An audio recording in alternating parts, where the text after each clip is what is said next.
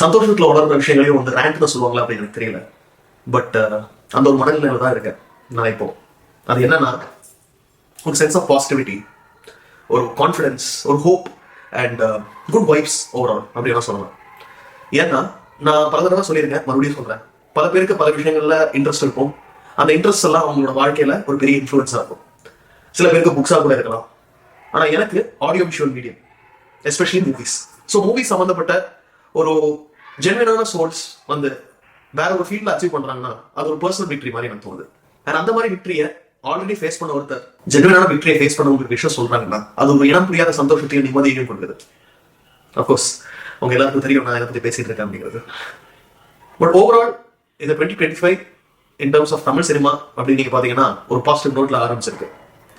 சில நாட்களா பல பேர் பல விதமா ட்வீட்ஸ் போட்டுட்டு இருக்காங்க. சிலது என் கண்ணில் பட்டது. அதுல மோஸ்ட் இன்ட்ரெஸ்டிங்கா பட்டது என்னன்னா, ஜனவரி ஆரம்பிச்சு 13 நாட்கள் தான் ஆகுது, அதுக்குள்ளேயே வந்து ஜெயிலர் 2 அனௌன்ஸ்மெண்ட் வரப்போகுது பொங்கலுக்கு. நான் முன்னாடியே சொல்லியிருந்தோம்.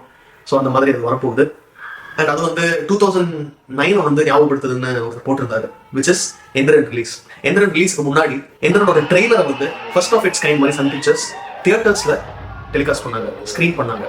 அது வந்து ப்ரொமோஷனல் ஸ்ட்ராட்டஜிஸ்லேயே வந்து அப் தேர் இருக்குது. ஜெயிலர் 2 அனௌன்ஸ்மெண்ட் ஒரு ப்ரோமோ வீடியோ வந்து அவங்க உருவாக்கியிருக்காங்க. அதை வந்து இப்போ செலக்டட் தியேட்டர்ஸ்ல வந்து அவங்க ஸ்கிரீன் பண்ண போறாங்க.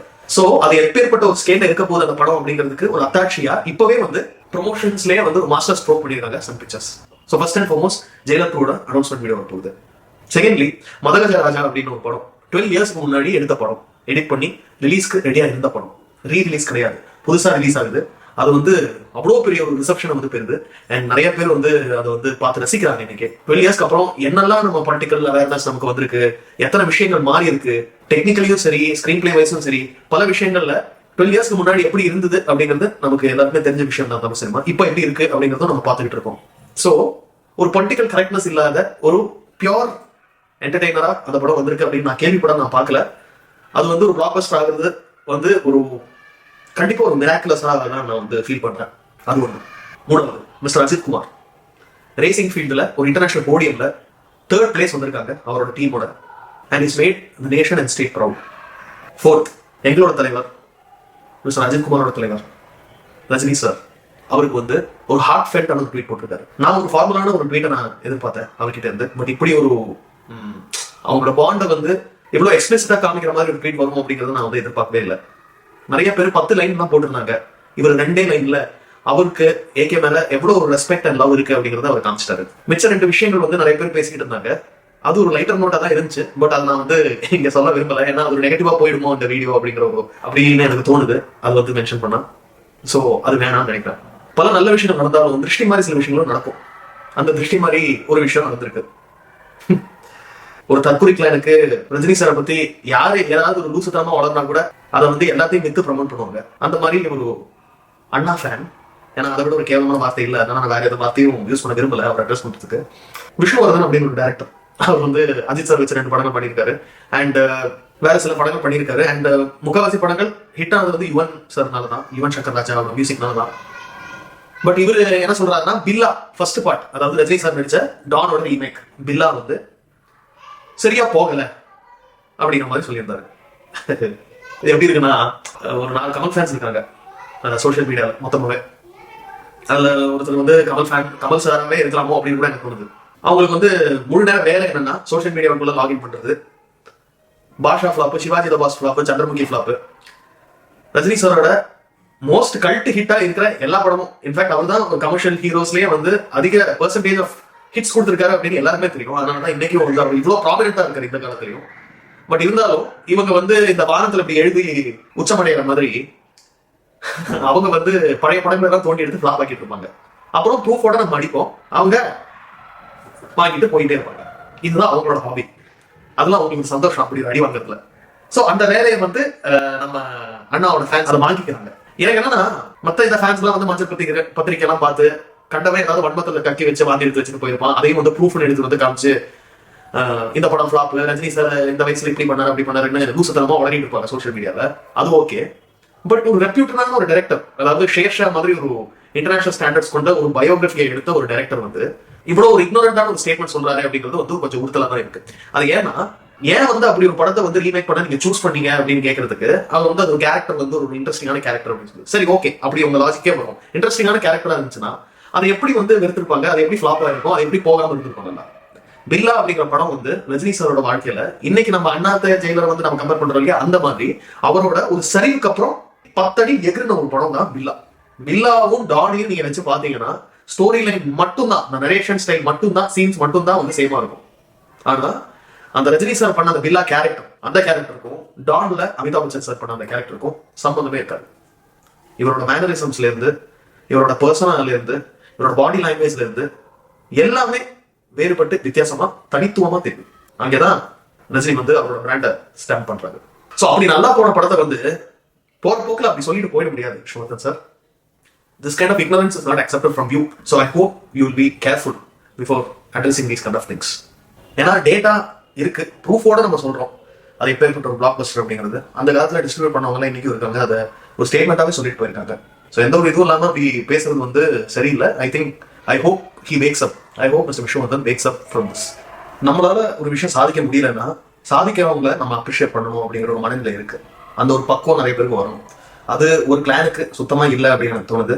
அதை வளர்த்துக்கிட்டா 2026ல அவங்களுக்கு நல்லது. ஏன்னா பாலிடிக்ஸ்குள்ள வராமலே 2 பேர் நேஷனை வந்து ப்ரௌடாக்கியிருக்காங்க. ஏகேவா இருந்தாலும் சரி, தலைவர் ரஜினி சார் இருந்தாலும் சரி, அவங்களோட ஃபேன்ஸையும் சரி நல்ல ஒரு இடத்துல வந்து நிக்க வச்சிருக்காங்க. மற்ற மாஸ் ஹீரோஸ் எல்லாம் பண்ணாத சாதனைகளை வந்து ரஜினி சார் பண்ணியிருக்காரு. அது இந்த வருஷம் வரைக்கும் இன்னைக்கு வரைக்கும் அவர் பண்ணிட்டு இருக்காரு. அவருக்கு வேணும்னா 1995 வந்து அவர் விட்ரா பண்ணிருக்கோம். ஏன்னா அவர் பார்க்காத உச்சம் கிடையாது 1995 நான் சொல்றது. அதுக்கப்புறம் ஒரு சந்திரமுகி வந்தது, ஒரு சிவாஜி வந்தது, எந்திரன் வந்தது, கோச்சரையான் வந்தது, ஜெயிலரும் வந்திருக்கு, அடுத்தது கூலியும் வரும், ஜெயிலர் 2 வரும். He is quite prominent today, like he was 30 years ago, like he was 40 years ago, or per se 48 to 50 years ago. AK sir ஒரு இடத்துல வந்து சொல்றாரு, இந்த மாதிரி என்னோட டீம் இல்லைன்னா நான் வந்து இந்த ஒரு பொசிஷனுக்கு வந்திருக்க மாட்டேன் அப்படின்னு ஒரு வீடியோல. அது ஏன் அவர் அப்படி மென்ஷன் பண்றாருன்னா, அவங்க என்ன சொல்றாருன்னா, சினிமால எப்படி நிறைய பாலிடிக்ஸ் நடக்குமோ அதே மாதிரி ரேசிங்லயும் நடக்கும், இன்ஃபேக்ட் எல்லா ஃபீல்ட்லயும் நடக்கும். ரஜினி சார் சொன்னார் இல்லையா, காக்கா கழுத்து கதை, அந்த மாதிரி தான். அதாவது நமக்கு யாரும் ஹெல்ப் பண்ண மாட்டாங்க, எங்கேயெல்லாம் தள்ளி விட முடியுமோ, பிடிச்சி கீழே இழுத்து விட முடியுமோ அதை வந்து தவறாம அந்த டியூட்டியை பண்ணிடுவாங்க அப்படிங்கிறது தான். ஸோ அந்த ஒரு நிலையில இருக்கும்போது சில நல்ல மனசு படிச்சவங்க, சில தெய்வீகம் இருக்கிறவங்க, சில பேர் வந்து நம்மளை தேடி வந்து நமக்கு உதவி செய்வாங்க. அப்படி வந்து ஏகே சாருக்கு வந்து ஒரு 3 பேர் உதவி செஞ்சிருக்காங்க. எந்த விதத்துல அப்படின்னா, அவங்களோட இன்ஜினியர்ஸை வந்து ஷேர் பண்றது, இவரோட அவங்களோட டெக்னிக்ஸ் அண்ட் ட்ரிக்ஸை வந்து டிரான்ஸ்பரண்டா இவரோட ஷேர் பண்ணுறது, இந்த மாதிரி விஷயங்கள்ல. பட் அவர் இத்தனை சொன்னாலும், மற்றவங்களுக்கு கிரெடிட் கொடுத்தாலும், என்னோட பெர்ஸ்பெக்டிவ் படி என்னன்னா, நான் எப்படி இதை பாக்குறேன்னா, அவர்கிட்ட ஒரு குட்வில் ஒரு நன்மை இல்லாம அந்த சப்போர்ட் அவர் தேடி வந்திருக்காது அப்படின்னு எனக்கு உண்மையாவே தோணுது. By chance and work along with Ajith sir வந்து ரொம்ப ஒரு நல்ல மனுஷனா இருந்திருப்பாரு. அண்ட் அத்தனை பேருக்கு முன்னாடி அவர் வந்து ஒரு எக்ஸாம்பிளா வந்து தனித்து நிற்கிறாரு. எந்த விதத்துல நீங்க பாத்தீங்கன்னா, எல்லாருக்கும் கிரெடிட்டை பாஸ் ஆன் பண்ணி கடைசியில அவரோட வைஃப் மிஸ்ஸஸ் ஷாலினி அஜித் குமாருக்கு வந்து தேங்க் பண்றாரு. He showing she has equal authority in shaping his life. என்னை ரேஸ் பண்ண விட்டதுக்கு ரொம்ப நன்றி அப்படின்னு சொல்றாங்க. இதெல்லாம் அவரோட ஃபேன்ஸ் பார்த்து கத்துப்பாங்க அப்படின்னு நான் நினைக்கிறேன். நிறைய பேர் வந்து சார்ட்டா தான் இருக்காங்க, பட் சில பேர் இருப்பாங்க இல்லையா, எல்லாரோட கிளான்லயும் தேவையில்லாத டூ ஸ்டாப் பண்றது, தேவையில்லாத கமெண்ட்ஸ் போடுறது, தேவையில்லாத கமெண்ட்ஸ் போட உங்களுக்கு வந்து சப்போர்ட் பண்றவங்க, இப்படி பல விதத்துல ஆளுங்க இருப்பாங்க. ஸோ அந்த மாதிரி ஆளுங்களுக்கெல்லாம் லுக் இன்வர்ட்ஸ்னு சொல்ற மாதிரி ஒரு அட்வைஸா தான் நான் இந்த வீடியோவை நான் பார்க்குறேன். இன்னும் கொஞ்ச நாள் வந்து நான் சென்னைக்கு போக போறேன். அங்கேருந்து ஏதாவது விளாக்ஸ் அந்த மாதிரி ஏதாவது என்னோட ஃபோன்லேயே பண்ணிட்டு உங்ககிட்ட எல்லாம் ஷேர் பண்ண முடியுமா அப்படின்னு நான் பார்க்குறேன். And certainly it's gonna be Thalaivar Pongal. ஏன்னா ஈவினிங் ஜெயிலர் 2 அனௌன்ஸ்மெண்ட் வருது. 2 வீடியோஸ் வரும்போது அதுல எந்த வீடியோ முதல்ல வரும் அப்படிங்கிறது எனக்கு தெரியாது. ஆன்லைன்ல நான் சொல்றேன், யூடியூப்ல 6 o'clock சைமல்டேனியஸா நிறைய செலக்டட் தியேட்டர்ஸ்ல வருது. அண்ட் நீங்க போய் பாத்தீங்கன்னா உங்களுக்கு வந்து அதை விட ஒரு சந்தோஷமான ஒரு விஷயம் இருக்க போறது இல்லை. அது அந்த அளவுக்கு அருமையா வந்திருக்கு அந்த வீடியோ. அண்ட் தலைவரை நீங்க அதை பார்க்கும்போது உங்களுக்கு தெரியும் என்ன மாதிரி மனுஷன் வந்து நிக்க போறாரு ஃப்ரேம்ல அப்படிங்கிறது. So get ready to celebrate Jailer 2. And என்னோட தமிழ் சொந்தங்கள் எல்லாருக்கும் இனிய பொங்கல் நல்வாழ்த்துக்கள். இந்த வீடியோ உங்களுக்கு பிடிச்சுன்னா லைக் பண்ணுங்க, ஷேர் பண்ணுங்க. நீங்க வந்து ஜெயிலர் 2 அனௌன்ஸ்மெண்ட் வீடியோல இருந்து என்னெல்லாம் எதிர்பார்க்குறீங்க, இந்த மாதிரி விஷயங்களை கமெண்ட் பண்ணுங்க.